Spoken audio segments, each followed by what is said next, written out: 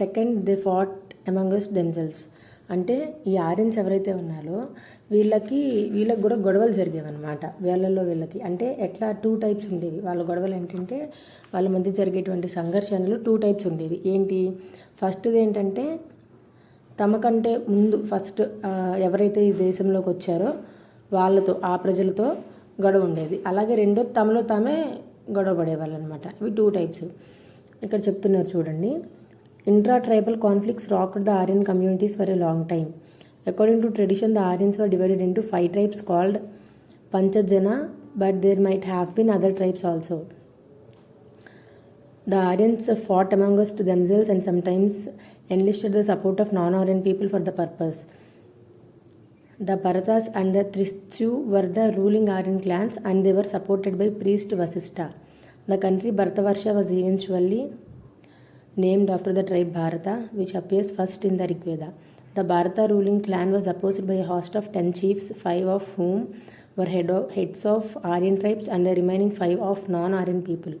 The battle that was fought between the Bharatas on the one hand and the host of 10 chiefs on the other is known as the Battle of 10 Kings. This battle was fought on the river Parushni, identical with the river Ravi, and it gave victory to Sudas and established the supremacy of the Bharatas. Of the defeated tribes, the most important was that of the Purus. Subsequently, the Bharatas joined hands with the Purus and formed a new ruling tribe called the Kurus. The Kurus combined with the Panchalas and they together established their rule in the upper Gangetic basin, where they ruled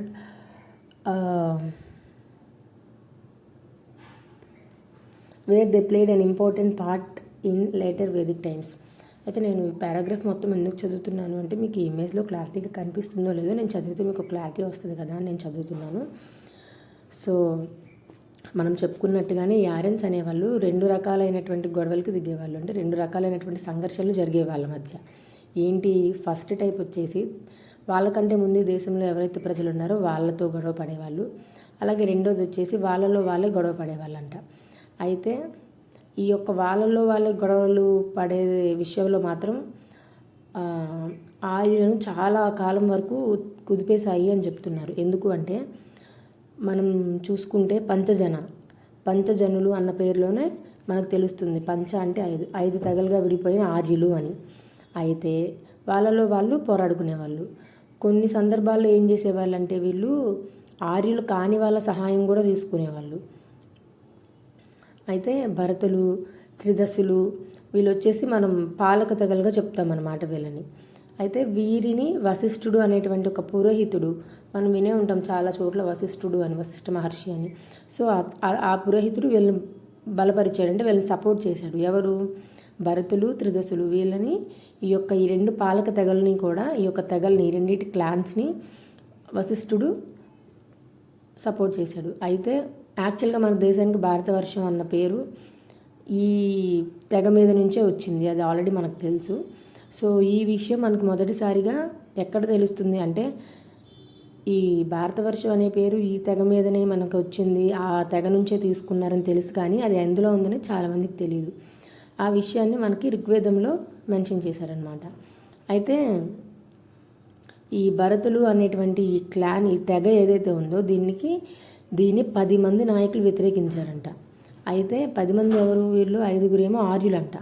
మిగిలిన 5 Aryans కాదు, non Aryans అంటే అనార్యులు. అయితే ఈ ఆర్యులకు అలాగే ఈ 10 మంది రాజులకు కూడా మధ్య జరిగినటువంటి ఈ వార్ ఏదైతే ఉందో దానినే దశరాజ్ఞ యుద్ధం అని చెప్తారంట. అంటే ఆ వారి పేరు దశరాజ్ఞ వార్, అంటే అంత పేరులో ఉంది, 10 మంది కదా ఎదిరిస్తారు కాబట్టి దశరాజ్ఞ యుద్ధం. అయితే ఈ వార్ ఎక్కడ జరిగింది అంటే పరుష్ని అని చెప్పి ఒక రివర్ ఉంటుంది చూసారా, అంటే మనం ఏన్షియంట్ రావి నదిగా చెప్పుకోవచ్చు, అక్కడ జరిగిందంట. అయితే ఈ వార్లో సుదాసు అనేటువంటి ఆయన గెలుస్తాడనమాట. గెలిచి ఈ భరత తెగకు సంబంధించినటువంటి ఆధిపత్యాన్ని అతను మళ్ళీ స్థాపిస్తాడు. అంటే వాళ్ళ 10 మంది మీద ఈ సుదాసు అనేటువంటి అతను గెలుస్తాడు, వాళ్ళందరినీ ఓడించి. అయితే ఈ ఓడిపోయిన తెగలు ఎవరైతే ఉన్నారో వాళ్ళలో మనం చెప్పుకోదగ్గ ప్రధానమైనటువంటి తెగ ఏంటంటే పురు అనే తెగ ఒకటి ఓడిపోయిన 10 మందిలో. అయితే ఈ కాలం అంటే వెళ్తూ ఉండగా అట్లాగేం జరిగింది, ఈ భరతులు ఎవరైతే ఉన్నారో అంటే సుదాసు అనేవాడు గెలిచి ఈ 10 మంది మీద భరతుల ఆధిపత్యాన్ని స్థాపిస్తాడు కదా. సో ఈ యొక్క భరతులు అలాగే ఓడిపోయినటువంటి వాళ్ళలో ఉన్నటువంటి పురు తెగ, ఆ పురులతో ఏం చేస్తాడంటే చేయగలిపి కొత్త తెగను స్థాపిస్తారనమాట. ఏంటి దానికి ఏమని పేరు పెడతారు? కురు అని పెడతారు. అంతకుముందు ఉండేది ఏంటి? భరతులు వేరు, పురు వేరు. ఈ భరతులు అనే స్థాపించింది ఎవరు? సుదాసు. ఎలాగా? ఈ 10 మందిని ఓడించి, అందులో ఒకలే పురు. అయితే అలా అలా ఈ పురు, ఈ సుదాసు వీళ్ళు ఏం చేస్తారంటే ఈ భరతులు ఈ పురులతో కలిపి కురు అనేటువంటి కొత్త తెగని స్థాపిస్తారనమాట. అయితే ఈ కురు తెగ ఏదైతే ఉందో దానికి చెందినటువంటి వాళ్ళే పాంచాల తెగకు చెందిన వారితో కలిసి, అంటే మీకు ఇక్కడ ఒక డౌట్ రావచ్చు, గొడవ పడ్డారు కదా ఈ సుదాసు అనే అతను ఆ కురు అనే వాళ్ళని ఓడించాడు కదా, మళ్ళీ ఎలా కలిసిపోయి కురు అనేటువంటి కొత్త తెగని ఎలా స్థాపించారు అని. వీళ్ళ మధ్యలో ఏదో వివాహాలు జరిగి ఫ్యామిలీస్ కలిసిపోయాయి అనేటువంటి వేరే బుక్స్లో ఉంది. సో అలా వాళ్ళిద్దరూ కలిసిపోయి కురు అనేటువంటి కొత్త తెగని స్థాపించారు అని చెప్తున్నారు. తర్వాత ఈ కురు తెగ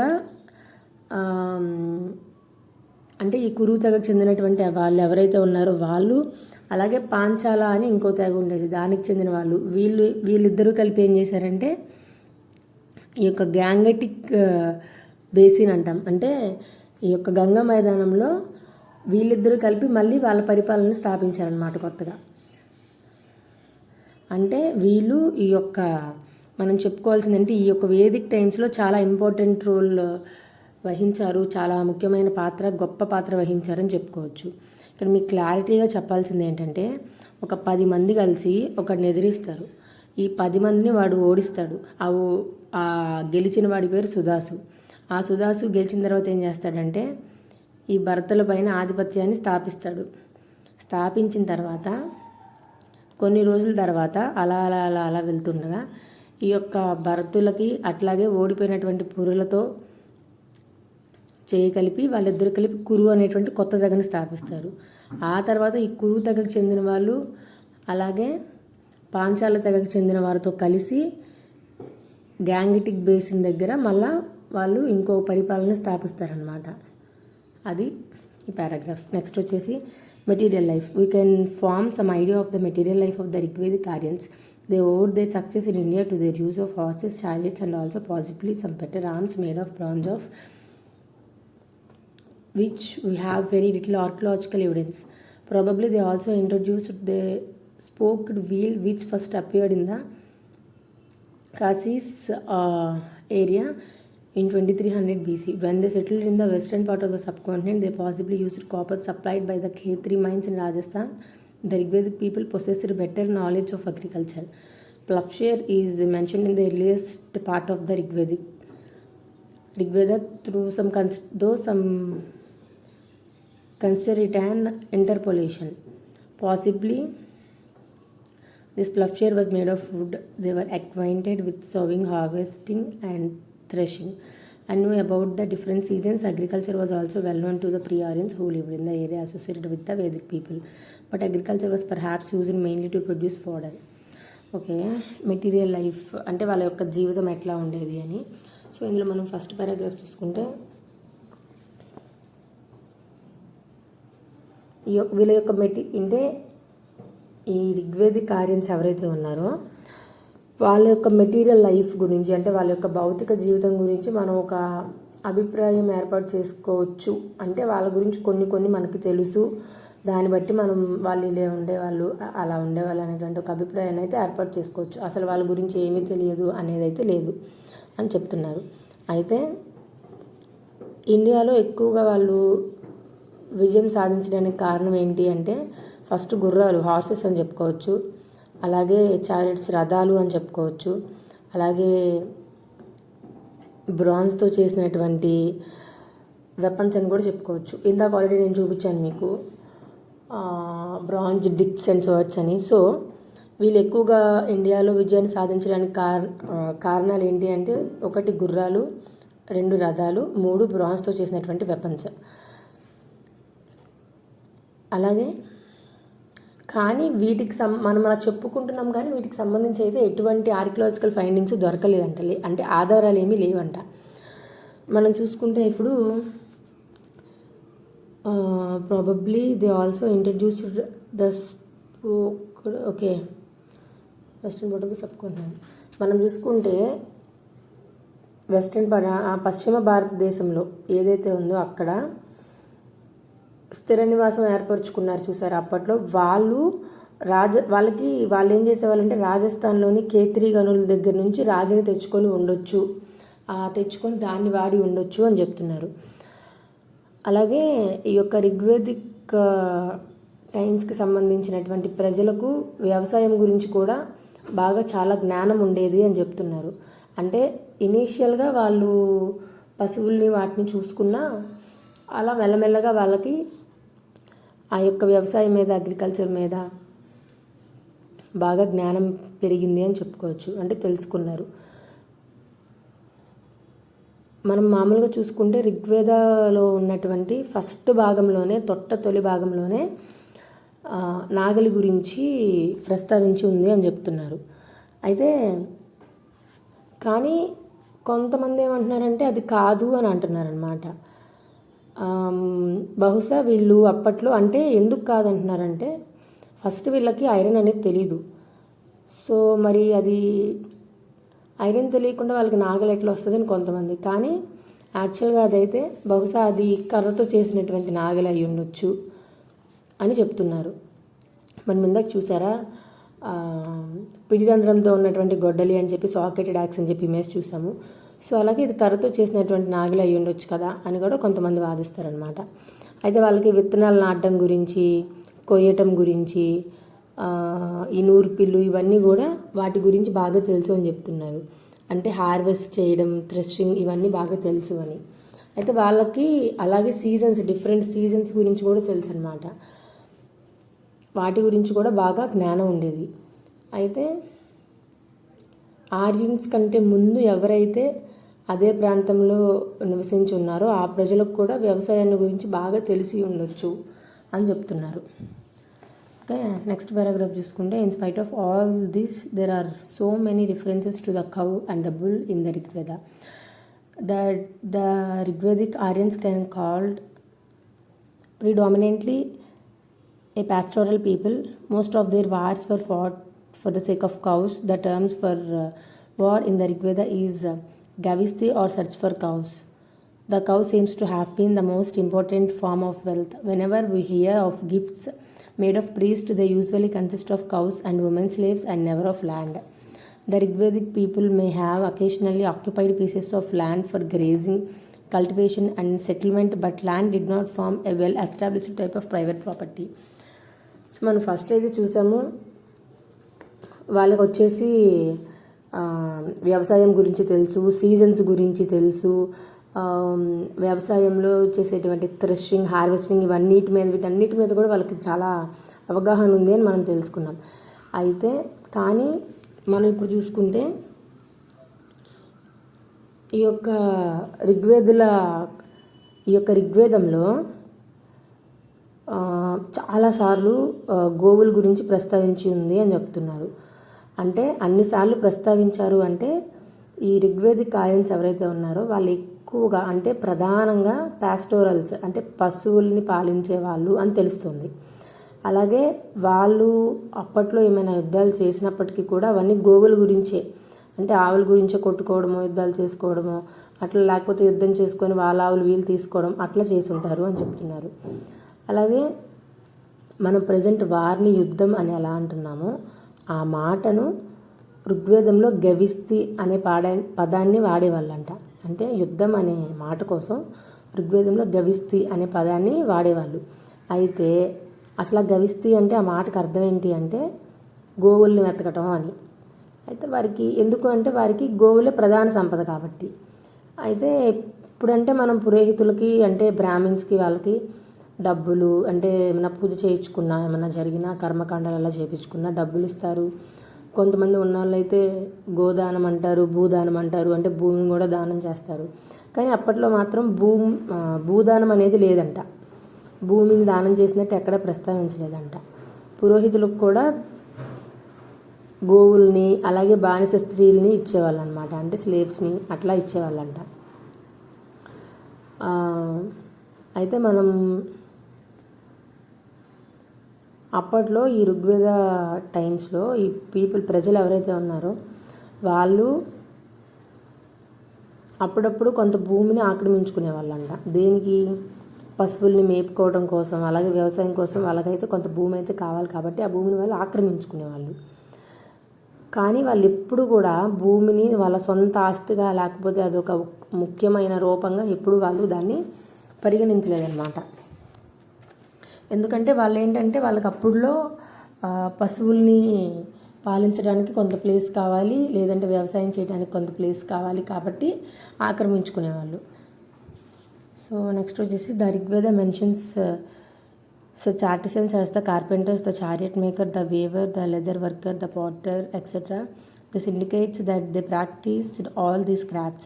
The term ayas used for copper or bronze shows that metalworking was known, but we have no clear evidence of the existence of regular trade.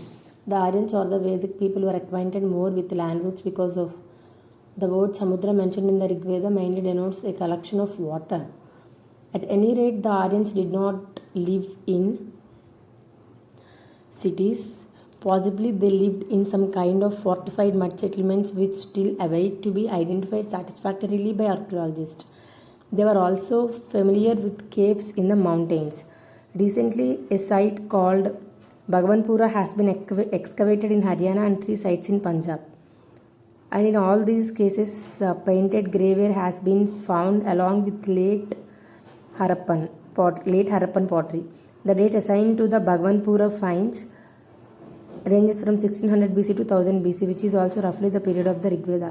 The geographical area of these 4 sites also coincides with that of a good portion of the area represented by the Rig Veda. Although painted graveware has been found at all these sites, iron objects, cereals are absent. We may therefore think of a pre-Aryan phase of the PGW which coincided with the Rig Vedic phase. It is interesting to note that at Bhagwanpura, a 13-roomed mud house has been discovered. Its dating is not confirmed. This might indicate either a house or a large extended family or for a tribal chief. Cattle bones have been found in good quantity in all these sites, and in Bhagwanpura, horse bones have also been found. Okay, ఇప్పుడైతే ఇందులో ఏం చెప్తున్నారంటే ఈ ఋగ్వేదంలో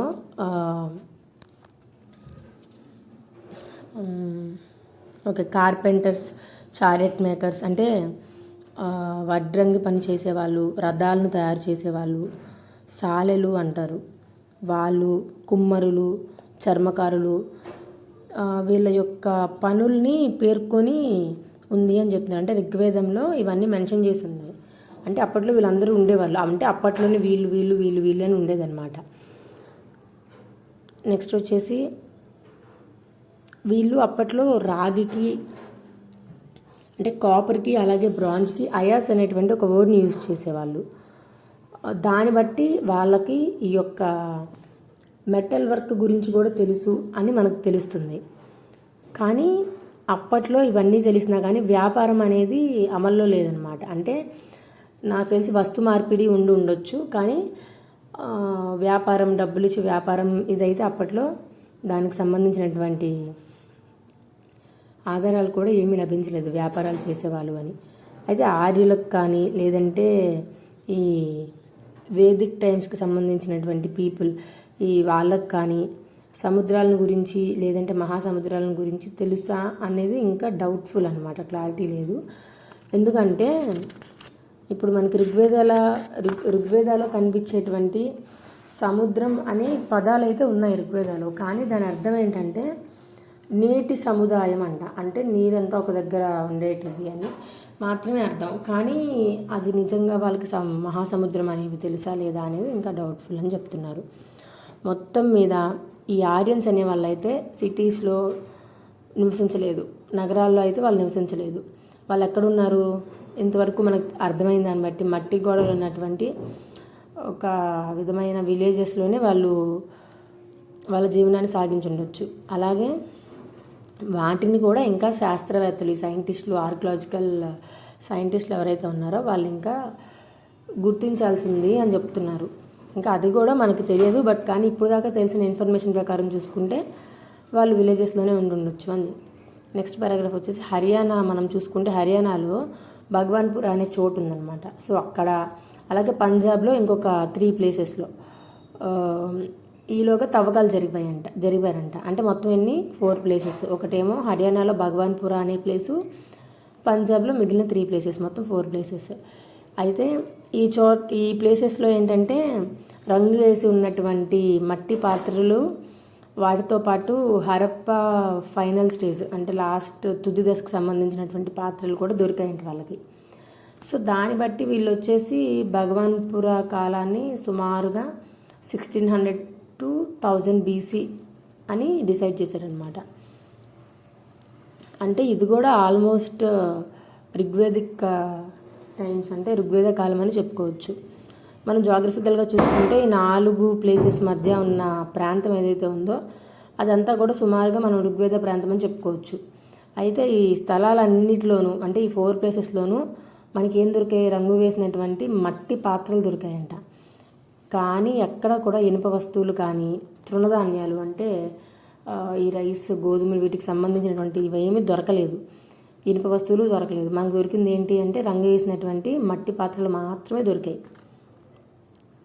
అంటే దీన్ని బట్టి మనం ఏం చెప్పుకోవచ్చు, ఈ రంగు వేసినటువంటి మట్టి పాత్రల కాలం ఏదైతే ఉందో అందులో ఆ కాలంలో ఈ యొక్క ఐరన్ ఏజ్, ఇనుప యుగం అనేది పూర్వదశ ఒకటి ఉండేది అని చెప్పుకోవచ్చు. దానికి అది అలాగే ఋగ్వేద కాలం ఒకటి అని కూడా మనం అనుకోవచ్చు అని చెప్తున్నారు. అలాగే ఈ భగవాన్పురాలో మొత్తం 13 రూమ్స్ ఉన్నటువంటి ఒక పెద్ద మట్టి ఇల్లు బయటపడిందంట. అసలు ఇంట్రెస్టింగ్ ఏంటంటే ఇదే అని చెప్పుకోవచ్చు. అంటే అందులో నాకు తెలిసి అంటే వీళ్ళు చెప్పిన దాని ప్రకారం ఒక ఉమ్మడి కుటుంబం ఉండొచ్చు, లేదు అనుకుంటే ఒక తెగకు సంబంధించినటువంటి నాయకుడి నివాసం అయి ఉండొచ్చు అని చెప్తున్నారు. కానీ ఎన్ని స్థలాల్లోనూ పశువుల ఎముకలు బాగా ఎక్కువగా, ఈ యొక్క పశువుల బోన్స్ అనేవి బాగా ఎక్కువగా దొరికాయంట. అంటే అక్కడ కూడా వీళ్ళు పశువుల్ని బాగా పెంచుతున్నారు అని చెప్పడానికి, వాళ్ళ ప్రధాన వృత్తి ప్యాస్టోరల్ అని చెప్పడానికి ఇది కూడా ఒక ఆధారంగా మనం తీసుకోవచ్చు. Tribal polity. The administrative machinery of the Aryans in the Rigvedic period worked with the tribal chief in the center because of his successful leadership in war. He was called Rajan. It seems that in the Rigvedic period the king's post had become hereditary. However, the Rajan was a kind of chief and he did not exercise unlimited power, for he had to reckon with the tribal organizations. We have traces of election of the kind by the tribal assembly called the Samiti. The king was called the protector of his tribe. He protected its cattle, fought its wars and offered prayers to gods on its behalf. అంటే ఈ యొక్క తెగలు ఎవరైతే ఉన్నారో వాళ్ళ పరిపాలన వ్యవస్థ ఎలా ఉండేది, వాళ్ళని ఎవరు పరిపాలించేవాళ్ళు అనేది ఇప్పుడు మనం ఇందులో తెలుసుకుంటాము. అంటే ఈ ఫస్ట్ పారాగ్రాఫ్లో ఏం చెప్తున్నాడంటే రిగ్వేదిక్ పీరియడ్లో ఈ ఆర్యన్స్ ఎవరైతే ఉన్నారో వాళ్ళ యొక్క అడ్మినిస్ట్రేటివ్ మిషనరీ అంతా కూడా ట్రైబల్ చీఫ్ ఉంటారు చూసారా, సో అతను చెప్పినట్లు పనిచేసేదనమాట. ఎందుకంటే అతను చాలా వార్స్లో లీడర్షిప్ వహించి అట్లాగే వాటన్నిటిలో అతను విజయం సాధించుకొని వచ్చాడు కాబట్టి అలా అతని మాట వినేవారు. సో అతన్ని వీళ్ళు రాజు అని పిలిచేవాళ్ళు. అయితే ఈ యొక్క ఋగ్వేద కాలానికి సంబంధించినటువంటి ఈ రాజుల యొక్క అధికారం ఏదైతే ఉందో అది వంశపారపర్యంగా అలా స్థిరపడిపోయింది అని చెప్తున్నారు. అంటే అలా స్థిరపడిపోయినట్లు అనిపిస్తుందంట. కానీ ఈ రాజు ఎవరైతే ఉన్నారో అతనికి హద్దులు లేనటువంటి అధికారాలు అయితే ఏమీ ఉండేవి కాదంట. అంటే అతనికి కూడా కొన్ని లిమిట్స్ ఉండేవి. అయితే అతడు ఏం చేసినా కానీ ఆ తెగకు సంబంధించినటువంటి కొన్ని సంఘాలు ఉంటాయి, వాటికి ఆన్సర్ చేయాల్సి ఉంటుందంట.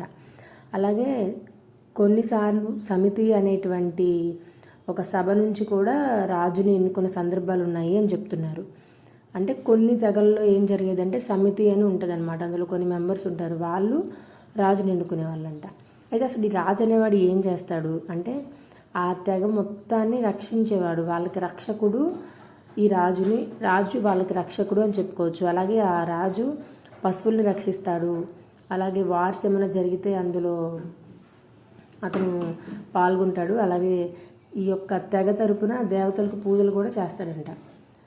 నెక్స్ట్ పారాగ్రాఫ్ చూసుకుంటే several tribal or the clan based assemblies such as the sabha, samiti, vidhata, gana are mentioned in the Rigveda. The exercise deliberative, military and religious functions. Even women attended the Sabha and Vidata in Rigvedic times. But the two most important assemblies were the Sabha and the Samiti. These two were so important that the chiefs or the kings showed eagerness to win their support. అంటే అక్కడ కొన్ని సంఘాలు ఉండేవి అప్పుడు. ఏంటి? సభ, సమితి, విధాత, గణం. ఈ 4 వచ్చేసి సంఘాల పేర్లని చెప్పుకోవచ్చు. అయితే అంటే వీటిని ఆ సంఘాలు ఉండేవని మీకు ఎలా తెలుసు అంటే ఋగ్వేదాలో ఇవన్నీ ప్రస్తావించారనమాట. అయితే వాటి పని ఏంటంటే చర్చలు చేయటం, అలాగే ఎలా అంటే ఇప్పుడు సైనికులు ఉంటారు, వాళ్ళకి సంబంధించి మత కార్యక్రమాలు ఇవన్నీ కూడా నిర్వహించటం అనమాట. ఇది వాటి పని, ఆ సంఘాల పని. అంటే ఇవి ఎంతగా ప్రలోభితం చేశాయంటే ఒక ఎగ్జాంపుల్ ఇక్కడ మనకు చెప్తున్నారు. అంటే ఇక్కడ చెప్పుకోదగ్గ విషయం అంటే అప్పట్లో స్త్రీలకు ఇంపార్టెన్స్ ఇచ్చేవాళ్ళు. ఎలా? ఆ ఋగ్వేద కాలంలో సభ, విధాత ఈ 2 సమావేశాలకు కూడా స్త్రీలు కూడా వెళ్ళేవాళ్ళంట. స్త్రీలు కూడా హాజరయ్యేవారని చెప్తున్నారు. అంటే ఫస్ట్లో స్త్రీలకు కూడా బాగానే ప్రాధాన్యత ఉండేది దీన్ని బట్టి. అయితే వీటిలో సభ అలాగే సమితి ఈ 2 కూడా బాగా ప్రధానమైన సంఘాలు అని చెప్తున్నారు. నెక్స్ట్ వచ్చేసి అంటే వాటి ప్రాధాన్యత, వాటికి ఎంత ఇంపార్టెన్స్ ఉండేదంటే సభ, సమితి అనేటువంటి ఈ 2 సంఘాలకి అంటే ఈ రాజులు ఎప్పుడైనా యుద్ధాలు జరిగినా లేదంటే యుద్ధాలకు ఏమైనా వెపన్స్ యూజ్ చేయాలన్నా, వాటి గురించి తెలుసుకోవాలన్నా, సలహాలు తీసుకోవాలన్నా ఈ యొక్క సభ అలాగే సమితి అనేటువంటి ఈ 2 సంఘాల దగ్గరికి వెళ్ళేవాళ్ళంట. అంటే అంతగా అన్నమాట, అంత ఇంపార్టెన్స్ ఇచ్చేవాళ్ళు దీనికి. సభ, సమితి. మీకు ఎప్పుడైనా అడగొచ్చు స్త్రీలు హాజరయ్యేటువంటి సంఘాలు ఏవి ఆర్యన్ కాలంలో అంటే సభ, విధాత. ప్రధానమైన సంఘాలు ఏవి అంటే సభ, సమితి. ఆ రెండింటికి ఎక్కువ ప్రాధాన్యత ఉండేదన్నమాట. నెక్స్ట్ పారాగ్రాఫ్ చూసుకుంటే in the day to day administration the king was assisted by a few functionaries. The most important functionary seems to have been the Purohita, the 2 priests who played a major part in the time of Rigveda and Vasishtha and Vishwamitra. Vasishtha was conservative and Vishwamitra was liberal. Vishwamitra composed the Gayatri Mantra to widen the Aryan world. The priest inspired the tribal chiefs to action and lauded their exploits in return for handsome rewards in cows and women slaves. The next important functionary seems to be in Senani, who used spears, axes, swords, etc. We do not come across any officer concerned with the collection of taxes. Probably the chiefs received from the people voluntarily offering called Bali. Okay, ఇందులో ఏం చెప్తున్నారంటే ఈ యొక్క day to day లైఫ్లో ఈ అడ్మినిస్ట్రేషన్ని వాళ్ళు follow up చేయాలన్నా అంటే వాళ్ళ యొక్క పరిపాలనలో కొంతమంది ఉద్యోగులు అయితే వాళ్ళకి సాయం చేసేవాళ్ళంట. అంటే అలా వాళ్ళల్లో ప్రధానంగా మనం పురోహితుడు అని చెప్పుకోవచ్చు. అంటే ఋగ్వేద టైంలో అంటే ఋగ్వేద కాలంలో ఎక్కువ గొప్ప పాత్రను ఎవరు నిర్వహించారంటే 2 పురోహితులు అనమాట. ఎవరు వాళ్ళిద్దరు అంటే వశిష్ఠుడు కాయన, విశ్వామిత్రుడు కాయన. అయితే వీళ్ళు ఏం చేసేవాళ్ళు? ఈ పురోహితులు ఎందుకు అంత గొప్ప పాత్ర వహించారని చెప్పుకుంటున్నారు అంటే ఇప్పుడు ఈ యొక్క రాజులు చాలా కార్యాలకు అలాగే దాన్ని ఏమంటారు చాలా వార్స్ యుద్ధాలకు వాటికి వెళ్ళేటప్పుడు కూడా ప్రతిదానికి కూడా ఈ యొక్క ప్రతి పనికి కూడా ఈ యొక్క రాజులను అలాగే ఈ యొక్క నాయకులను ఈ పురోహితులు ఏం చేసేవాళ్ళంటే ప్రోత్సహించేవాళ్ళు, అలాగే వాళ్ళని ఇన్స్పైర్ చేసేవాళ్ళు. అలాగే వాళ్ళు యుద్ధానికి వెళ్ళేటప్పుడు వాళ్ళకి గాయత్రి మంత్ర ఇవన్నీ చదివి వాళ్ళని పంపించేవాళ్ళు అనమాట. సో దానికి ప్రతిఫలంగా ఏంటి? గోవులు అలాగే స్త్రీ బానిసలు బాగా ఎక్కువగా వీళ్ళకి వచ్చేవి, అంటే వీళ్ళకి ఇచ్చేవాళ్ళు రాజులు. సరే, పురోహితుడు బాగా గొప్ప పాత్ర వహించాడు. తర్వాత ఎవరు అంటే పురోహితుని తర్వాత సేనాని, ఇతని పేరు చెప్పుకోవచ్చు.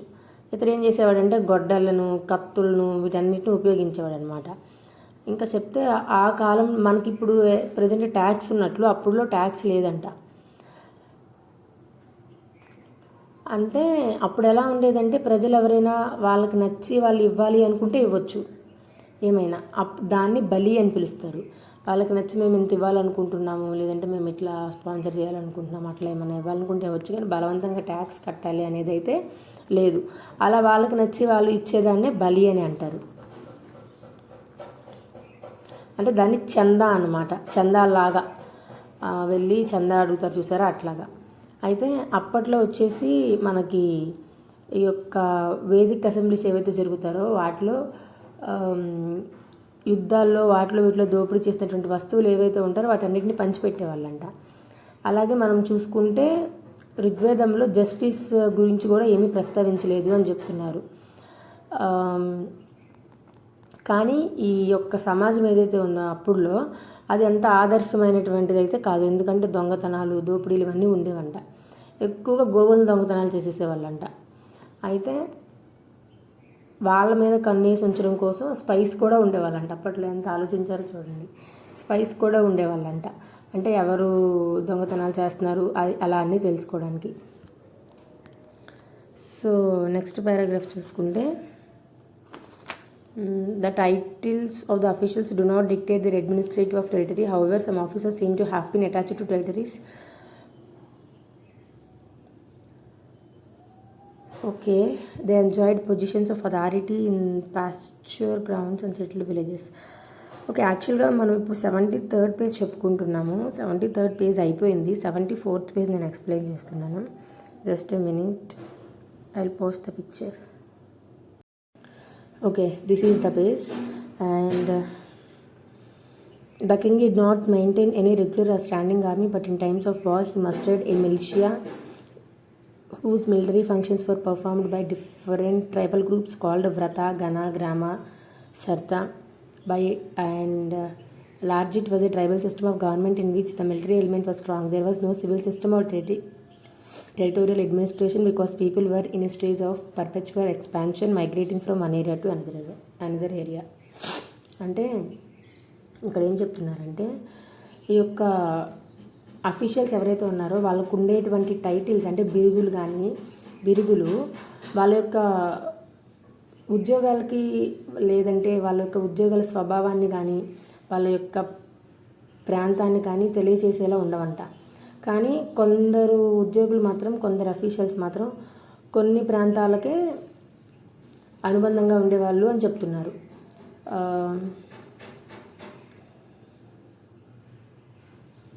అలాగే వాళ్ళకి ఈ యొక్క పాస్టోరల్ గ్రౌండ్స్ అంటే పశువుల్ని గడ్డి కోసం వదిలేటువంటి మైదానాలు ఏమైనా ఉన్నాయి వాటి మీద, అలాగే ఈ గ్రామాల్లో ఎవరైతే స్థిరంగా నివాసం ఉంటారో ఆ ప్లేసెస్ మీద వాళ్ళు అధికారాన్ని కలిగి ఉండేవాళ్ళంట. అయితే ఇలా అధికారాన్ని కలిగి ఉండేటువంటి అధికారిని ఏమంటారంటే వ్రజపతి. ఈ యొక్క గడ్డి మైదానాల మీద, అలాగే గడ్డి మైదానాల మీద అధికారం కలిగిన అధికారిని ఏమంటారు వ్రజపతి. అయితే ఇతడు ఎవరెవరికి అంటే కుటుంబ పెద్దలకు, అలాగే వీరుల యొక్క సమూహాలకు. ఎలా చెప్పాలంటే ఇప్పుడు కొంతమంది వీరులు కొంతమంది సమూహంగా ఒక గ్రూప్గా ఏర్పడి వాళ్ళు వచ్చేసి ఒక ప్లేస్లో సెటిల్ అయిపోతారనమాట. సో అప్పుడు దానికి అది ఒక విలేజ్లా చేసి దానికి ఇతను ఆ గ్రామంలో ఉండేటువంటి వాళ్ళందరికీ కూడా, అలాగే ఆ కులానికి సంబంధించినటువంటి కుటుంబానికి సంబంధించినటువంటి పెద్దలకు దాన్ని కులపతి అంటారు. సో వాళ్ళలో అతను నాయకత్వం వహించేవాడని చెప్తున్నారు. అంటే వాళ్ళు ఏమైనా గొడవ పడినా, వాళ్ళకి ఏమైనా ప్రాబ్లమ్స్ వచ్చినా అవన్నీ ఇతను చూసుకునేవాడు అనమాట. అంటే అసలు వీళ్ళు ఎలా వచ్చారు అంటే, ఈ వ్రజపతి అనేవాడు ఎలా వచ్చాడు అంటే, ఫస్ట్ ఈ గ్రామాల్లో ఎవరైతే ఉన్నారో వాళ్ళలో చిన్న చిన్న గ్రూప్స్ ఉంటాయి కదా, వాటికి నాయకులు ఉంటారు. అలాగే ఆ దళాలు ఏవైతే ఉన్నారో వాళ్ళందరూ కలిసి ఒక స్థిర నివాసం ఏర్పరచుకుంటారు దాన్ని తర్వాత కొంతమంది అలా ఒక అమౌంట్ ఆఫ్ పీపుల్ రాగానే దాన్ని ఒక గ్రామం అని చెప్తాము. సో అలా ఆ గ్రూప్స్కి వాళ్ళు ఏమన్నా గొడవలు పడితే విడిపించడం, అట్లా వాళ్ళని చూసుకోవడం, వాళ్ళ మీద నాయకత్వం వహించడం, వాళ్ళ మీద ఆధిపత్యం తెచ్చుకోవడం, అట్లా అట్లా అట్లా ఆ ప్లేస్కి వాళ్ళు నాయకులు అయిపోయేవాళ్ళు. వాళ్ళని వ్రజపతులుగా తర్వాత తీసుకునేవాళ్ళు అనమాట. వాళ్ళే తర్వాత వ్రజపతులు అయ్యేవాళ్ళంట. నెక్స్ట్ వచ్చేసి రాజు ఎవరైతే ఉన్నారో అతను ప్రజెంట్ మనం చూసుకుంటే మనం కొన్ని మూవీస్లో చూస్తాం, బాహుబలి ఇట్లాంటి మూవీస్లో ఏంటంటే ఈ సైనికులు ఎవరైతే ఉన్నారో ఆ సైన్యాన్ని మొత్తాన్ని వాళ్ళే పోషిస్తారనమాట. కానీ అప్పట్లో అలా కాదు. ఈ రాజు దగ్గర ఒక శాశ్వతంగా ఉండేటువంటి సైన్యం అయితే ఉండేది కాదు. అంటే ఇతను పోషించేవాడు కాదనమాట సైన్యాన్ని శాశ్వతంగా. కానీ యుద్ధం వచ్చేటప్పుడు మాత్రం వ్రత, గ్రమ, గణ, సార్త అనేటువంటి ఇవన్నీ ఏంటంటే తెగల పేర్లు. ఆ గుంపులో నుంచి ఎవరైతే పోరాట వీరులు అనుకునే వాళ్ళు ఉంటారో వాళ్ళని తీసుకునేవాడు అనమాట యుద్ధాలకి. అంతేగాని శాశ్వతంగా ఆ సైన్యాన్ని పోషించడం అలాంటివి ఏమీ జరిగేవి కాదు అప్పట్లో. అయితే అప్పుడు వచ్చేసి ట్రైబల్ సిస్టమ్ ఆఫ్ గవర్నమెంట్ అనమాట, గిరిజన ప్రభుత్వం అప్పట్లో. అందులో ఎక్కువగా మనం చూసుకుంటే సైనికుల ప్రభావం ఎక్కువ ఉంటుంది. అయితే అప్పుడు మనకి సివిల్ సిస్టమ్ కానీ ఇవేమీ లేవు. అంటే పౌరుల విధానం కానీ ఏ ప్రాంతానికి ఆ ప్రాంతానికి పరిపాలన కానీ ఇట్లా ఉండేవి కాదనమాట. అంటే ప్రజెంట్ ఇప్పుడున్నంత సిస్టమేటిక్గా ఉండేది కాదు. ఎందుకు ఉండేది కాదు అంటే ఇప్పుడంటే ప్రజెంట్ మన జీవితాలు ఎలా ఉంటాయంటే, ఫర్ ఎగ్జాంపుల్ ఒక ప్లేస్ ఉంటుంది, ఆ ప్లేస్లో మనం మన జాబ్ పర్పస్ కానివ్వండి, వాట్ ఎవర్ ఏ పర్పస్ మీదైనా ఒక దగ్గర నివసించడం స్టార్ట్ చేశారు ప్రజలు. సో దానివల్ల వాళ్ళకు ఒక నాయకుడు వాళ్ళ ప్రాబ్లమ్ సాల్వ్ చేయడానికి కావాలి. కానీ అప్పట్లో అలా కాదు, ఒక ప్లేస్ నుంచి ఇంకో ప్లేస్కి చేంజ్ అవుతూ ఉండేవాళ్ళు. సో అక్కడ నాయకుడు ఉండి వాళ్ళు ఆ ప్లేస్ నుంచి ఖాళీ చేసి ఇంకో ప్లేస్కి వెళ్ళిపోతే ఇంకా ఉండే ఉపయోగం ఏంటి? సో దానివల్ల అప్పట్లో వాళ్ళకి ఐడియా రాలేదనమాట. ప్లేస్ టు ప్లేస్, ఏ ప్లేస్కి ఆ ప్లేస్కి ఇట్లా నాయకులు ఉండాలి అనేటువంటి అవసరం రాలేదు ఇంకా చెప్పుకోవాలంటే. సో అక్కడితో అయింది. నెక్స్ట్ వచ్చేసి మనం ట్రైబ్ అండ్ ఫ్యామిలీ. ఇప్పుడు వచ్చేసి నెక్స్ట్ పారాగ్రాఫ్ చూద్దాము. Tribe and family. Kinship was the basis of social structure and a man was identified by the clan to which he belonged. As can be seen in the names of several Rigvedic kings, people gave their primary loyalty to the tribe which was called Jana. Okay, ఇప్పుడైతే tribe and family ఒక brief explanation ఇస్తాను.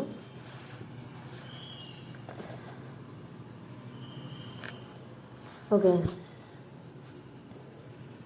అక్కడ అప్పుడు ఏంటంటే అప్పట్లో ఒక మనిషిని అతని వంశం ఆధారంగా తీసుకొని గుర్తించేవాళ్ళంట.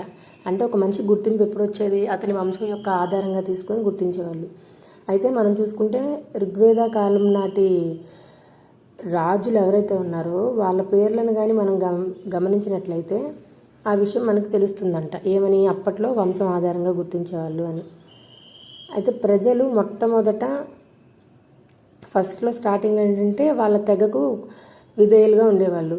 అయితే అసలు ఆ తెగని ఏమంటారు అంటే జన అని అంటారనమాట. అయితే ఈ ఋగ్వేదంలో జన అనే పదం 275 టైమ్స్ మెన్షన్ చేసి ఉంది అని చెప్తున్నారు. జన అంటే ఏంటి? తెగను జన అని పిలిచేవాళ్ళు అప్పట్లో. అయితే జన అనే పదం 275 టైమ్స్ మెన్షన్ చేసి ఉంది, కానీ జనపదం అనేటువంటి మాట మాత్రం ఒక్కసారి కూడా మెన్షన్ చేసి లేదు అని చెప్తున్నారు. అయితే ఈ ప్రజలు ఎవరైతే ఉన్నారో వాళ్ళు తెగకు ఆల్మోస్ట్ అనుబంధంగానే ఉండేవాళ్ళంట. కానీ అంటే ఎందుకు అనుబంధంగా ఉండేవాళ్ళంటే అప్పటికి ప్రాంతము, ఇది మా ప్రాంతము, ఇది మా రాజ్యము అనేటువంటివి అప్పటికి ఇంకా పుట్టలేదు. అంటే అప్పటికి అలాంటివి లేవు. అయితే next paragraph. Another important term which stands for the tribe in the Rigveda is vis. It is mention 170 times in the text. Probably the Vis was divided into grama or smaller tribal units meant for fighting. When the gramas clashed with one another, it caused samgrama or war. The most numerous Varna of Vaishya was out of the Vis or the mass of the tribal people. Okay, అంటే తెగ అంటే జన అని మనం ఇందాకే అనుకున్నాం. అంటే ఋగ్వేదాలో తెగను జన అనేటువంటి వర్డ్తో పిలిచేవాళ్ళు. అది 275 టైమ్స్ అందులో మెన్షన్ చేసింది అనుకున్నాం. అలాగే తెగ అనేదానికి ఇంకొక అర్థంలో ఋగ్వేదాలో ఉపయోగించిన ఇంకో పదం ఏంటి అంటే విస్ అనమాట. సో విస్ అన్నా కూడా తెగానే. అయితే ఈ పదం వచ్చేసి ఋగ్వేదలో 170 టైమ్స్ వస్తుందంట. అంటే తెగని ఋగ్వేదాలో 2 పదాలుగా చెప్పారు, ఒకటి జన, ఒకటి విస్. జన అనేది 275 టైమ్స్ ప్రస్తావించారు, విస్ అనేది 170 టైమ్స్ ప్రస్తావించారనమాట. ఎందులో? ఋగ్వేదాలో. బహుశా వీళ్ళు ఏమంటున్నారంటే ఈ విస్ అని ఏదైతే ఉందో దాన్ని గ్రామం అనేటువంటి చిన్న చిన్న పార్ట్స్గా డివైడ్ చేసే వాళ్ళేమో అని అంటున్నారు. డివైడ్ చేసి ఒక్కొక్క గ్రామం ఒక్కొక్క పోరాట సముదాయంగా చేసేవాళ్ళు, అలా ఉండేది అని చెప్తున్నారు. అయితే ఈ గ్రామాలు ఏవైతే ఉన్నాయో అవి ఒకదాంతో ఇంకోటి ఎప్పుడైనా గొడవలు పడినా వాళ్ళకి ఏమైనా సంఘర్షణ జరిగినప్పుడు సంగ్రామం జరిగేదనమాట. ఎక్కువ జనాలు కలిగినటువంటి యొక్క వైశ్య అనేటువంటి వర్ణ, అంటే వైశ్య అనేటువంటిది వైశ్య వర్ణం ఏదైతే ఉందో వాళ్ళంతా కూడా విస్ అనేటువంటి తెగలో నుంచి వచ్చిన వాళ్ళే అని చెప్తున్నారు. ఇప్పుడు ప్రజెంట్ మనం వైశ్యాస్ అని చెప్పుకోవడం, ఎక్కువ సంఖ్యలో ఉండేటువంటి ఆ వైశ్యవర్ణం కూడా విస్ అనేటువంటి తెగలో నుంచి వచ్చిన వాళ్ళే అంట. నెక్స్ట్ పారాగ్రాఫ్ వచ్చేసి the term for family is mention rarely in Rigveda. It comprised not only mother, father, sons, slaves, etc., but many more people also. It seems that family in early Vedic phase was indicated by the term griha, which frequently occurs in this text. Okay, ఇది వచ్చేసి ఇప్పుడు ఒక కుటుంబానికి పర్యాయపదంగా చెప్పుకునేటువంటి కులం present అయితే అలాగే చెప్పుకుంటున్నారు. అది వచ్చేసి ఋగ్వేదాలు చాలా అరుదుగా ఉండేదంట అప్పట్లో, అంటే చాలా అరుదుగా ప్రస్తావించారు. అంటే అందులో తల్లి, తండ్రి, కొడుకులు, బానిసలు వీళ్ళే కాకుండా ఇంకా చాలామంది ఉండేవాళ్ళంట. అంటే ఎట్లా? అప్పట్లో ఆ వేదయుగం ఏదైతే ఉందో ఆ వేదిక్ టైమ్స్లో తొలినాలలో గృహం అనేటువంటి ఒక పదం ఉండేది. అది అంటే ఏంటి? గృహం అంటే ఏంటి? కుటుంబాన్ని సూచించేదంట అది. అయితే ఋగ్వేదంలో ఈ పదం ఏదైతే ఉందో గృహం అనేది చాలాసార్లు దాన్ని కూడా మెన్షన్ చేశారు అని చెప్తున్నారు. మనం చూసుకుంటే మొట్టమొదటి ఇండో యూరోపియన్ లాంగ్వేజెస్లో మేనల్లుడికి, మనవడికి, అలాగే అన్నదమ్ముల పిల్లలు ఎవరైతే ఉంటారో వాళ్ళకి ఒకే పదాన్ని ఉపయోగించాలంట. అంటే మనమేంటి, మేనల్లుడు, మనవడు, ఇన్ని పేర్లు ఉన్నాయి, కానీ వీళ్ళందరినీ కూడా ఒకటే పదాన్ని ఉపయోగించి పిలిచేవాళ్ళంట. అంటే అప్పట్లో కుటుంబ సభ్యుల్లో, అంటే కుటుంబ సంబంధాల్లో కూడా ఎటువంటి డిఫరెన్సెస్ లేవు, అందరూ ఒకటే అని సమానంగా చూసేవాళ్ళని తెలుస్తుంది. అలాగే అప్పట్లో వేరు కాపురాలు పెట్టుకోవడాలు అట్లాంటివి కూడా లేవని ఇది మనకు చెప్తుంది. ఎలా అంటే అందరినీ ఒకటేగా చూసినప్పుడు, అందరినీ ఒకలాగా చూసినప్పుడు వేరే కాపురాలు, గొడవలు ఇవన్నీ ఉండవు కదా. సో అలా మనం చెప్పుకోవచ్చు. అలా చూసుకుంటే అప్పటికి కుటుంబం అనేది పెద్ద ఒక ఉమ్మడి వ్యవస్థ అని చెప్పుకోవచ్చు మనం. అయితే కాకపోతే ఎలా ఉండేదంటే అప్పట్లో మనం చూసుకుంటే రోమన్ ఏదైతే ఉందో అందులో ఫాదర్ హెడ్ అనమాట. ఫ్యామిలీకి మొత్తం అంతా ఫాదర్ చూసుకునేవాడు. అలాంటి వ్యవస్థ ఉండేదంట. అంటే తండ్రి కుటుంబానికి పెద్దగా ఉండేవాడు. చాలా తరాలకు సంబంధించినటువంటి కుటుంబ సభ్యులందరూ కూడా ఒక దగ్గరే కాపురం చేసేవాళ్ళు, ఒక దగ్గరే ఉండి కాపురం చేసేవాళ్ళు. అంటే అప్పుడంతా ఉమ్మడి వ్యవస్థ అని చెప్తున్నారు. అయితే అప్పుడులో అది ఫాదర్ ఫ్యామిలీకి హెడ్ ఉండడం, సో అంటే అది ఒక రకమైన పితృస్వామ్య సమాజం కాబట్టి అందరూ మళ్ళీ కొడుకులే పుట్టాలి అని అందరూ ఆశించేవాళ్ళు అనమాట. ఇంకా ముఖ్యంగా చెప్పాలంటే యుద్ధంలో పోరాటం కోసం కూడా ధైర్యం కలిగి ఉన్నటువంటి కొడుకులేమని అలా దేవుడిని కోరుకునేవాళ్ళంట అప్పట్లో. కానీ ఎవరు కూడా కూతుర్నివ్వమని కోరినట్టు ఎక్కడ జరిగేది కాదంట. సో నెక్స్ట్ వచ్చేసి అప్పట్లో ఎలా అంటే స్త్రీలను కూడా బాగానే చూసేవాళ్ళు. అంటే ఎట్లా? స్త్రీలకు కూడా సమాన హక్కులు అనమాట. ఎలా అంటే ఆ సమావేశాలు ఏవైతే జరుగుతాయో మనం ఇందాక చెప్పుకున్నట్లు సమితి, సభ, అటువంటి సమావేశాలకు స్త్రీలు కూడా వెళ్ళొచ్చు, వాళ్ళు పాల్గొనొచ్చు అనేవాళ్ళంట. అలాగే వాళ్ళ భర్తలతో పాటు వాళ్ళ యజ్ఞాల్లో పాల్గొవచ్చు. వేద మంత్రాలు ఇవన్నీ కూడా, అంటే మనకు తెలిసి వేద మంత్రాలు రాసింది 5 స్త్రీలు మాత్రమే మనకు తెలుసు. కానీ తర్వాత ఏవైతే గ్రంథాలు ఉన్నాయో అవన్నీ చూస్తే కనుక మనకి అలాంటి స్త్రీలు 20 మంది ఉన్నారు అని చెప్తాయంట ఆ గ్రంథాలు. అయితే ఆ మంత్రాలు ఏవైతే ఉన్నాయో అవన్నీ కూడా ఓవరాల్గా కంపోజ్ చేసి ఉండొచ్చు అని అంటున్నారు. ఎందుకంటే అప్పట్లో రాయటం అనేది లేదనమాట, అందుకని ఓవరాల్గా కంపోజ్ చేసి ఉండొచ్చు అని చెప్తున్నారు. నెక్స్ట్ పారాగ్రాఫ్ వచ్చేసి the institution of marriages The institution of marriage was established, although symbols of primitive practices survive. We hear of a proposal made by Yami, the twin sister of Yamuna, for establishing love relations, but the offer is assisted by Yama. Okay, ఈ paragraph ఒకసారి మీరు చూడండి, నేనైతే మీకు తెలుగులో క్లియర్గా explain చేస్తాను. ఇందులో ఏంటంటే మనకి ఏం చెప్తున్నారంటే, అప్పట్లో కొంతవరకు నాగరికత లేని సాంప్రదాయాలు అనేవి జరిగేవంట. అంటే అప్పటికి వివాహాలు ఇవన్నీ వివాహాలు జరగటం, పెళ్ళిళ్ళు జరగటం అనే ఒక సాంప్రదాయం ఉన్నప్పటికీ కూడా ఈ యొక్క నాగరికత లేని సాంప్రదాయాలు కొన్ని జరిగేవి. ఎలా అంటే, యమునికి ట్విన్ సిస్టర్ ఉంటుంది, ఆమె పేరు యమి అనమాట. ఆమె వచ్చి యమునితో ప్రేమలో పట్టడం, పెళ్లి చేసుకోమని అడగటం, యముని కోరటం, కానీ యముని తిరస్కరించడం. అలాగే ఇంకోటి ఏంటి అంటే, మరత్తులు అనేవాళ్ళు రోదసిని అనుభవించడం. అలాగే అశ్విని సోదరులు, ఈ ఇద్దరు సోదరులు ఏం చేస్తారంటే, సూర్య భగవానుని కూతురైనటువంటి సూర్యతో కలిసి జీవిస్తారనమాట. అంటే ఇలాంటివి పెద్దగా ఏమీ లేకపోయినప్పటికీ ఇవన్నీ చూస్తే వాళ్ళకి నాగరికత లేని కొన్ని సాంప్రదాయాలు జరిగినట్టు తెలుస్తుంది. ఇంకా నెక్స్ట్ వచ్చేసి ఇంకా మనం చూసుకుంటే మామతేయును, అతను వచ్చేసి అతనిలాగా తల్లి పేరు కొడుక్కి పెట్టడం, ఇలాంటి సందర్భాలు జరిగేవంట. అలాగే అన్న చనిపోతే వదిన వివాహం చేసుకోవటం, విధవలకు మళ్ళీ పెళ్లి చేయటం, ఇవన్నీ కూడా ఋగ్వేదంలో ఉంటాయి అని చెప్తున్నారు. నెక్స్ట్ కానీ ఋగ్వేదంలో చెప్పుకోదగ్గ విషయం ఏంటంటే, అప్పట్లో బాల్య వివాహాలు ఉండేవి కాదు ఎక్కడ కూడా. అప్పుడు పెళ్లి చేసుకోవాలంటే మినిమం 16 to 17 years ఉంటేనే పెళ్లి చేసేవాళ్ళంట. సో నెక్స్ట్ వచ్చేసి social divisions. The Rigveda shows some consciousness of physical appearance of people in north western India in about 1500 to 1000 BC. అంటే 1500 నుంచి 1000 BC ఆ ప్రాంతంలో ఈ యొక్క నార్త్ వెస్టర్న్ ఇండియాలో నివసించినటువంటి మనుషులు ఎవరైతే ఉన్నారో వాళ్ళ యొక్క రూపాన్ని గురించి వచ్చినటువంటి విమర్శలు అవన్నీ కూడా ఋగ్వేదాలు ఉన్నాయి అని చెప్తున్నారు. అంటే వర్ణం అంటే ఏంటి, మామూలుగా మనకు తెలుసు రంగు, కలర్ అని. ఆర్యులు వచ్చేసి తెల్లని శరీరం కలిగిన వాళ్ళు. ఈ నాన్ ఆర్యన్స్ ఎవరైతే ఉన్నారో, అంటే అక్కడ స్థానికంగా ఉండేటువంటి ప్రజలు ఎవరైతే ఉన్నారో వాళ్ళు వచ్చేసి నల్లగా ఉండేవాళ్ళు అనమాట. అయితే అప్పట్లో ఏం జరిగేదంటే, కొంతవరకు బాగానే ఉన్నప్పటికీ కొన్ని రోజులకి విభేదాలు వచ్చేసినాయి, అంటే తేడాలు వచ్చేసినాయి. మీరు తెల్లవారు మేము నల్లవారం అట్లా వచ్చినాయి అనమాట. సో వచ్చిన తర్వాత ఏం జరిగిందంటే,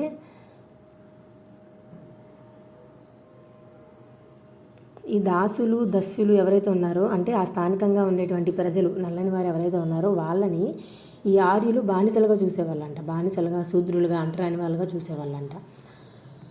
అలాగే అంతేకాకుండా ఈ తెగకు సంబంధించినటువంటి నాయకులు ఎవరైతే ఉంటారో వాళ్ళు, అలాగే ఈ పురోహితులు, వీళ్ళేమో దోపిడీ ఎక్కువ బాగా చేసేసేయడం, ఎక్కువ బాగా తీసేసుకున్నారు దోపిడీతో. అలాగే అంటే అలా ఎక్కువ దోపిడీ చేసి అలా చేయడం వల్ల వీళ్ళు పైకి వచ్చేసారు. ఎవరు? పురోహితులు, తెగలకు సంబంధించినటువంటి నాయకులు. వీళ్ళు ఏంటంటే సామాన్య ప్రజల కంటే కూడా ఎక్కువగా అభివృద్ధిలోకి వచ్చేసారు. దీనివల్ల ఏం జరిగిందంటే, తెగలో సామాజికంగా వాళ్ళకి అసమానత, అంటే సమానత్వం లేదు అనేటువంటిది వచ్చేసింది. అయితే అలా క్రమక్రమంగా ఏం జరిగిందంటే, ఆ తెగలోనే 3 గుంపులు తయారవుతాయి అన్నమాట. వాళ్ళు వచ్చేసి యోధులు, పురోహితులు, అలాగే సామాన్య ప్రజలు అని 3 తయారవుతాయి. అయితే ఇదే విభజన ఏదైతే ఇప్పుడు వచ్చినటువంటి యోధులు, పురోహితులు, సామాన్య ప్రజలని విభజన వచ్చిందో, అలాగే అప్పట్లో ఇరాన్లో కూడా ఉండేదంట అలాంటి విభజన. సో ఈ ముగ్గురే కాకుండా 4వ వర్గమైనటువంటి శూద్రులు, అంటే అంటరాని వాళ్ళు అని అనొచ్చు. సో వాళ్ళని కూడా ఋగ్వేద యుగంలో చివరిలో, వాళ్ళు ఫస్ట్ టైం కనిపించేది ఋగ్వేద యుగంలో చివరిలో కనిపిస్తారనమాట. వారిని గురించి మనకి 10వ మండలంలో, ఋగ్వేదంలో 10వ మండలంలో శూద్రుల గురించి మనం చూడొచ్చు అని చెప్తున్నారు. అలాగే పురోహితులకు ఎవరినైతే బానిసలుగా ఇస్తారు కదా, సో ఇవ్వబడిన బానిసల గురించి కూడా మనకు తెలుసు. అంటే వీళ్ళు ప్రధానంగా చూసుకుంటే స్త్రీ బానిసలు అనమాట. వీళ్ళని ఏం చేసేవాళ్ళంటే ఇంటి పనులు చేయడానికి అలా ఉపయోగించేవాళ్ళు. బానిసలనేమో వ్యవసాయం ఉత్పత్తి చేయడానికి అట్లాంటి వాటిలో ఉపయోగించి ఉండొచ్చు అని చెప్తున్నారు. అయితే ఈ ఋగ్వేద ఏదైతే ఉందో ఆ యుగంలో ఏం జరిగేదంటే, అంటే దీన్ని బట్టి డిఫరెన్స్ అనేది స్టార్ట్ అయిందనమాట. అంటే మీరు పలానా పని చేస్తున్నారు శూద్రులు, తర్వాత వచ్చేసి దాస్యులు, మీరు మా కింద బానిసలుగా ఉండాలి, ఇట్లా దేనికది డివైడ్ అయిపోయింది. అలా వాళ్ళు చేసేటువంటి పని మీద, వాళ్ళు ఉండేటువంటి రంగు మీద ఆధారపడి వాళ్ళు ఏం చేశారంటే సామాజికంగా మొత్తం డివైడ్ చేసేసారు. ఈ సమానత్వం లేకుండా ఈ డిస్క్రిమినేషన్స్ ఇవన్నీ కూడా అక్కడే ప్రారంభమయ్యాయని చెప్తున్నారు. కానీ ఏంటంటే అప్పుడు అంత తీవ్రంగా ఏమి ఉండేది కాదు. ఎలా అంటే ఒక ఎగ్జాంపుల్ ఒక అతను రాస్తాడనమాట, నేను కవిని, మా నాన్న వైద్యుడు, మా అమ్మ వృత్తి పిండి రుబ్బడం, ఇలా వివిధ వృత్తుల్ని అనుసరిస్తూ ఏంటంటే అవసరమైనంత సంపాదించుకుంటూ మేము కలిసి జీవిస్తున్నామని రాశాడు ఒక అతను. అంటే అతనేమో కవి అంట, వాళ్ళ నాన్నేమో వైద్యుడు, వాళ్ళ అమ్మేమో పిండి రుబ్బడం. అంటే ఒక్కొక్కరిది ఒక్కొక్క వృత్తి అయినప్పటికీ కూడా వివిధ పనులు చేసుకుంటూ వాళ్ళు సంపాదించుకుంటూ వాళ్ళ జీవితాన్ని వాళ్ళు హ్యాపీగా కొనసాగిస్తున్నారని. అంటే ఆయన రాసిన దాన్ని బట్టి దాన్ని బేస్ చేసి చూసుకుంటే అప్పట్లో అంత ఏమీ లేదు. అంటే విభజన అనేది ప్రారంభమైంది కానీ అంత సీరియస్గా అయితే లేదు. అయితే అప్పట్లో పశువుల్ని, రథాలని, గుర్రాలని, బానిసల్ని వీటిని బహుమతులుగా ఇచ్చేవాళ్ళంట. అలా ఇచ్చినట్టు ఋగ్వేదంలో మనకు మెన్షన్ చేసింది. అట్లాగే యుద్ధాల్లో ఏదైతే దోచుకొని తీసుకొస్తారో అదంతా కూడా పంచుకునేవాళ్ళు. ఆ పంచుకోవడంలో కూడా సమానంగా ఉండేది కాదు. ఆ పంచుకోవడంలో కూడా ఈ యొక్క సామాజికంగా చాలా అసమానతలకు దారితీసాయని చెప్పుకోవచ్చు. ఈ పరిణామం వచ్చేసి రాజులు, పురోహితులు,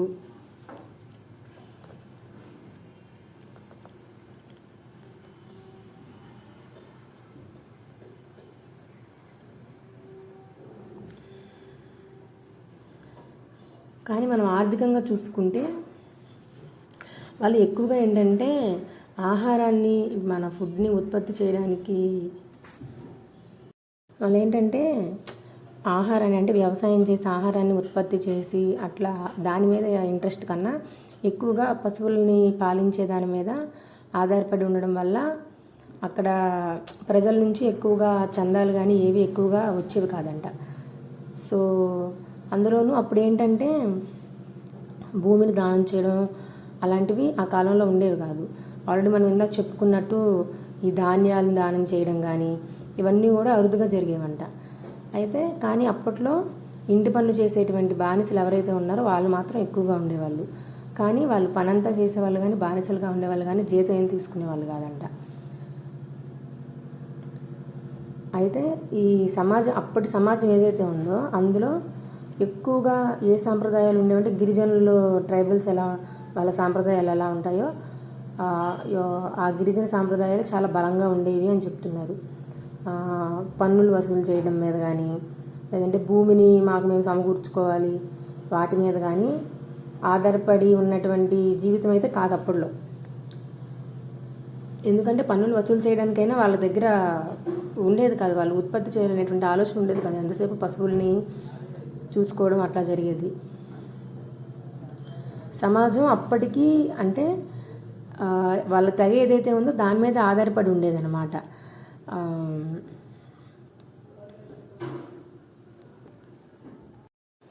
సో ఇలా అయితే ఈ పారాగ్రాఫ్ అయిపోయింది. నెక్స్ట్ వచ్చేసి ఋగ్వేదిక్ గాడ్స్, ఋగ్వేద దేవతలు.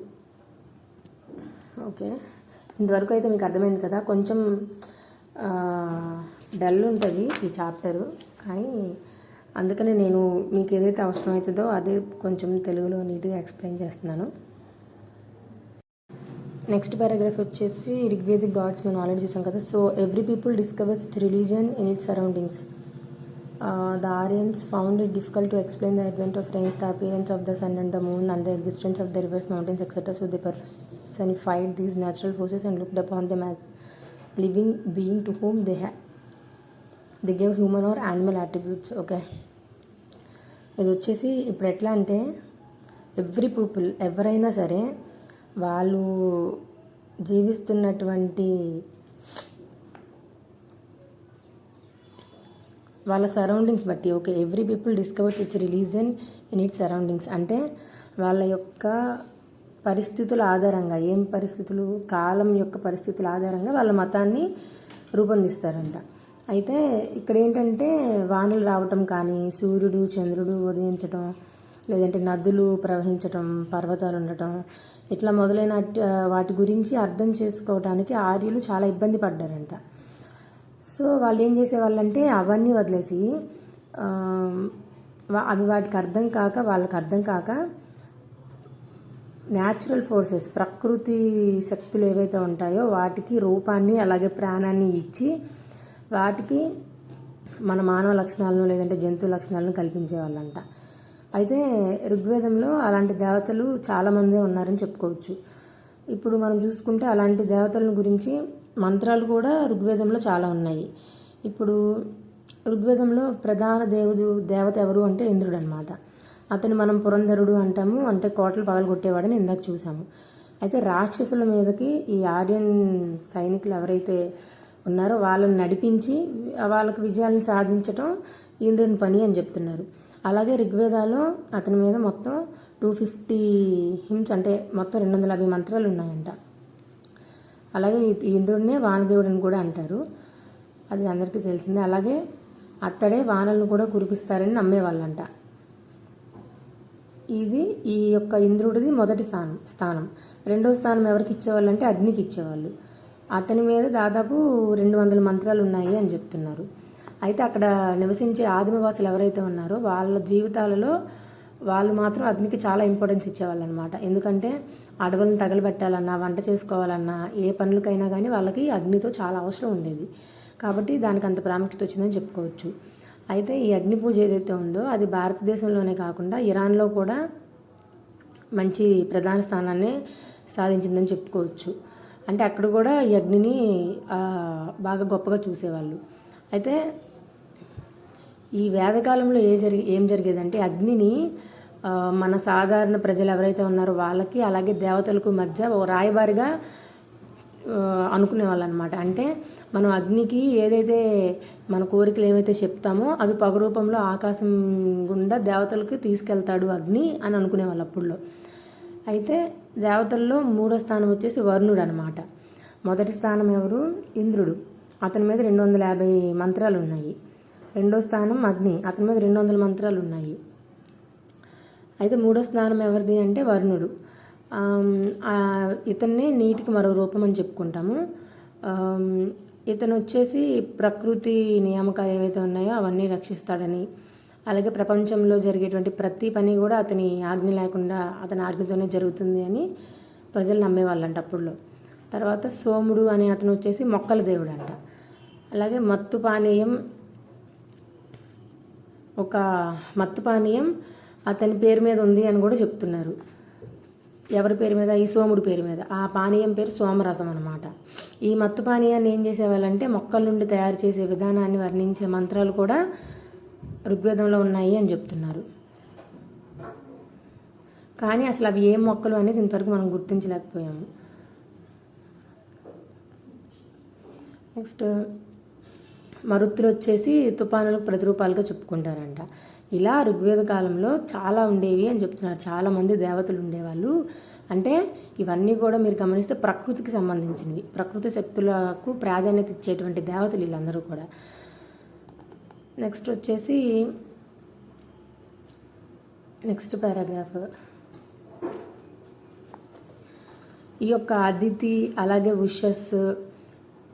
ఉషస్ అంటే ఉషో దేవత అని అనేవాళ్ళు. ఉషో దేవత అయినటువంటి ఉషస్ అలాగే అదితి మొదలైన స్త్రీ దేవతలు ఎవరైతే ఉన్నారో వాళ్ళు కూడా ఋగ్వేదంలో ఉన్నారు.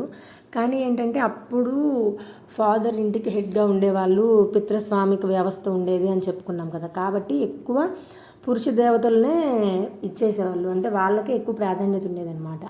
స్త్రీ దేవతలకి పెద్దగా ఉండేది కాదు.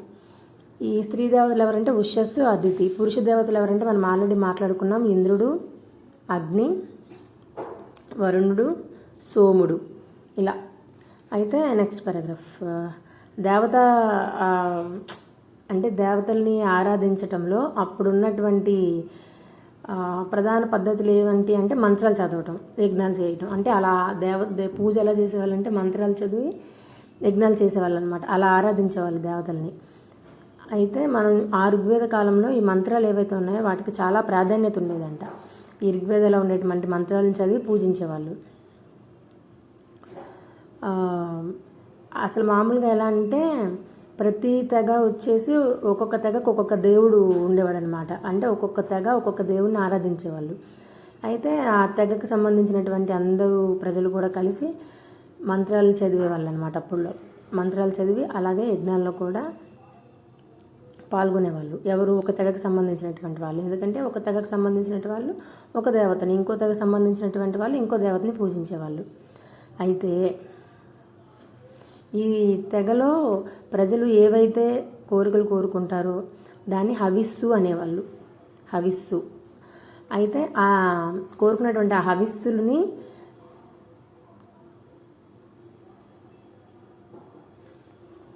అగ్నిదేవుడు తీసుకెళ్తాడు. అంటే అగ్నిదేవుడు దేవతలకి ఈ ప్రజలకి మధ్య రాయబారిగా చేస్తాడు అని చెప్పేసి ఆ హవిస్సుల్ని అతన్ని తీసుకెళ్ళి అర్పించమని కోరుకునేవాళ్ళు అనమాట. తర్వాత వచ్చేసి కూరగాయలు, బార్లీ ఇలాంటి వస్తువులు కూడా వాళ్ళు యజ్ఞంలో ఇచ్చేవాళ్ళంట. అంటే ఇప్పుడు మనం పూజలు చేసినప్పుడు కొబ్బరికాయ, కొంతమంది బియ్యం అట్లా ఇస్తిరాకు మీద బియ్యం వేసి బెల్లం అట్లా వేసి చేస్తారు కదా. సో అప్పట్లో అయితే కూరగాయలు, బార్లీ ఇలా మొదలైన వస్తువులను అప్పుడులో కూడా ఇచ్చేవాళ్ళంట. అయితే ఈ ఋగ్వేద కాలంలో వచ్చేసి మనం చూసుకుంటే కర్మకాండకు సంబంధించిన విధానాలు ఏమీ జరిగేవి కాదంట. అప్పుడు ఋగ్వేదంలో ఎలా అంటే శబ్దం ఏదైతే ఉందో ఆ శబ్దానికి మంత్రశక్తి ఉంది అనేది నమ్మేవాళ్ళు కాదంట. కానీ అలా అలా అలా అలా అలా కాలం వెళ్ళే కొద్దీ ఆ అభిప్రాయం ఏదైతే ఉందో ఏది శబ్దానికి మంత్రశక్తి ఉంది అనే అభిప్రాయం బాగా బలాన్ని పుంజుకుంది అని చెప్తున్నారు. అసలు ఋగ్వేద కాలంలో ఈ మానవులు, ఈ ప్రజలందరూ ఎందుకు దేవతల్ని ఆరాధించారు అనే క్వశ్చన్ వేసుకుంటే వాళ్ళు భగవంతుణ్ణి అంటే దేవుడిని, పిల్లల్ని, పశువుల్ని, వాళ్ళ ఫుడ్ని, వాళ్ళ సంపదను, వాళ్ళ ఆరోగ్యాన్ని ఇవన్నీ ఇవ్వమని అడిగేవాళ్ళంట, కోరుకునేవాళ్ళంట. అలాంటి కోరికలన్నిటినీ ఈ అగ్ని ఏదైతే ఉన్నారో అతను పొగ రూపంలో తీసుకెళ్ళి దేవతలకు అందిస్తాడని వాళ్ళ నమ్మకం. సో ఇంతటితో ఈ చాప్టర్ అయిపోయింది.